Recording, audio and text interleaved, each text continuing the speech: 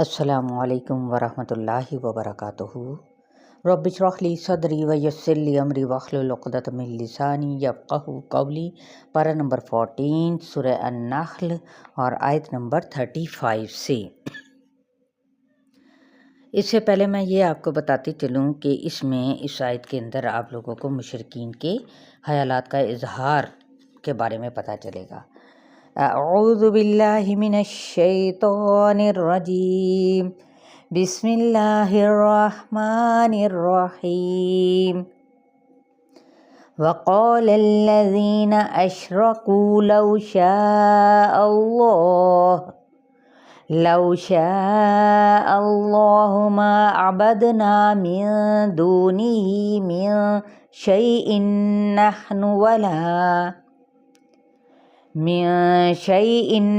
نحن ولا آباؤنا ولا حرمنا من دونه من شيء كذلك فعل الذين من قبلهم فهل على الرسل إلا البلاغ المبين۔ لفظی ترجمہ۔ اور قالا کہا، الذین ان لوگوں نے، اب یہ کون لوگ تھے؟ اشرکو جنہوں نے شرک کیا تھا، لو کاش یا اگر، شاء اللہ چاہتا اللہ تعالی، ما عبدنا نہ ہم عبادت کرتے، من دونہ اس کے سوا، من شیء کسی چیز کی، نحن ہم، ولا اور نہ ہی، آباؤنا ہمارے باپ دادا، ولا اور نہ ہی، حرمنا ہم حرام کرتے۔ اس کا روٹ ورڈ ہے حرامین، من دونہ اس کے سوا، من شیء کسی چیز کو، کذالک اسی طرح، فعلا کیا، الذین ان لوگوں نے، من قبلہم جو ان سے پہلے تھے، فہل تو نہیں، علی الرسل اوپر رسولوں کے ہے، الا البلاغ مگر پہنچانا، المبین کھلم کھلا۔ اب بعض اوقات ان کو غلطی کا احساس بھی ہوتا ہے تو تسلیم نہیں کرتے، تو وہ کیا کرتے ہیں؟ عذر تلاش کرنا، یعنی عذر تلاش کرنا، بہانے تلاش کرنا شروع کر دیتے ہیں کہ اگر چاہتا اللہ تعالیٰ تو وہ اپنے عمل کا ذمہ دار کیا کہتے؟ اللہ کو ذمہ دار ٹھہراتے۔ اور ایسی باتیں کون کرتا ہے؟ جو حق اور ناحق کے عمل میں سنجیدہ نہیں ہوتا۔ اس دنیا میں اگر انسان اچھے یا برے کام کو اختیار کرنے کی انسان کو یعنی جو آزادی دیتا ہے یا ملتی ہے تو وہ کس وجہ سے ہے؟ اس کی اپنی مرضی کی وجہ سے۔ غلط کام کرنے والوں کے لیے دو طریقے ہوتے ہیں۔ نمبر ایک، رسول کے ذریعے پیغام پہنچایا جائے، یعنی اگر اس نے پیغام پہنچانا ہے تو کیا ہے؟ رسول کے ذریعے سے۔ اور نمبر دو، غلط کام کرنے والوں کا ہاتھ پکڑ لیا جائے اور انہیں کرنے ہی نہ دیا جائے۔ اب یہ دو طریقے ہیں مختلف، ٹھیک ہے؟ یعنی ایسے جو غلط کام کرتے ہیں ان کو کون کون سے ایسے دو طریقے جن کا ان کو میسج پہنچایا جائے۔ تو اس لیے اس آیت میں مشرکین کے خیالات کا اظہار یہاں پر بتایا جا رہا ہے۔ اگلی آیت ہے وَلَقَدْ بَعَثْنَا فِي كُلِّ أُمَّةٍ رَسُولًا أَنِ اعْبُدُوا اللَّهَ وَاجْتَنِبُوا الطَّاغُوتَ فَمِنْهُمْ مَنْ هَدَى اللَّهُ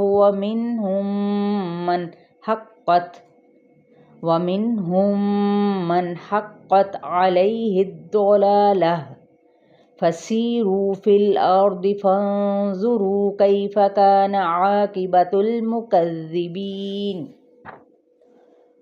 لفظی ترجمہ۔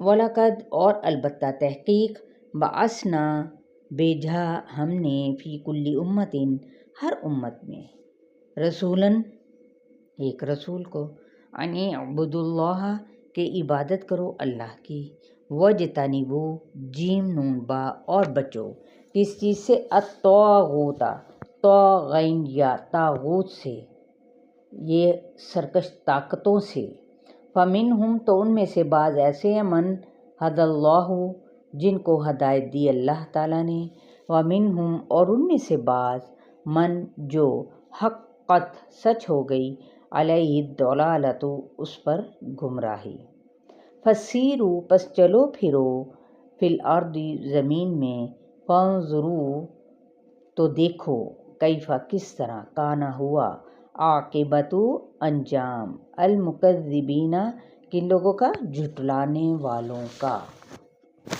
کہ کچھ تو ہدایت کیوں ملی کچھ لوگوں کو اور کچھ کو کیوں نہ ملی. کیا اس میں اللہ تعالیٰ ذمہ دار ہے؟ نہیں.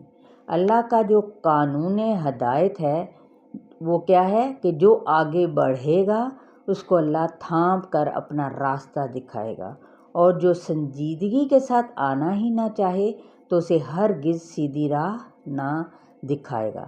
مثلاً بازار سے گزرتے ہوئے اگر آپ کی نیت ہو کہ کچھ خرید لیا جائے تو پھر ہر چیز کو بغور دیکھیں گے، اور اگر نیت ہی نہ ہو صرف ونڈو شاپنگ کی ہو تو پھر کیسے بات کریں گے؟ ایک دو باتیں کر کے آگے بڑھ جائیں گے. اسی طرح جس کے اندر ہدایت کی طلب ہوتی ہے وہ ضرور کوشش کرتا ہے اور پیغمبر کی بات پر عمل کرتا ہے، اور اسی طرح جس شخص کو نہیں ماننا وہ ایک کے بعد ایک حجت کر لے گا. ایسے وقت میں وہ اگنور کر دینا چاہیے ایسے لوگوں کو. ان تحرص على هداهم فإن الله لا يهدي من يضل وما لهم من ناصرین. ان اگر تحرص حراسات تم حریص ہو علی ہداہم ان کی ہدایت پر فإن اللہ تو بے شک اللہ تعالیٰ لا نہیں یہدی ہدایت دیتا من یضل جس کو وہ بھٹکا دیتا ہے وما لہم اور نہیں ان کے لیے من ناصرین کوئی مددگاروں میں سے. یعنی بعض بھٹکے ہوئے لوگ ایسے ہوتے ہیں جن کے اپنے رویوں کے اندر گمراہی چسپاں ہوتی ہے، ان کے لیے آپ کتنا ہی تڑپیں. اگر اللہ ان کو ہدایت نہ دینا چاہتا تو کوئی ہدایت دے نہیں ان کو سکتا. آیت نمبر 37 تک آپ لوگوں کا لیسن ہے. اپنا خیال رکھیے گا. السلام علیکم ورحمۃ اللہ وبرکاتہ.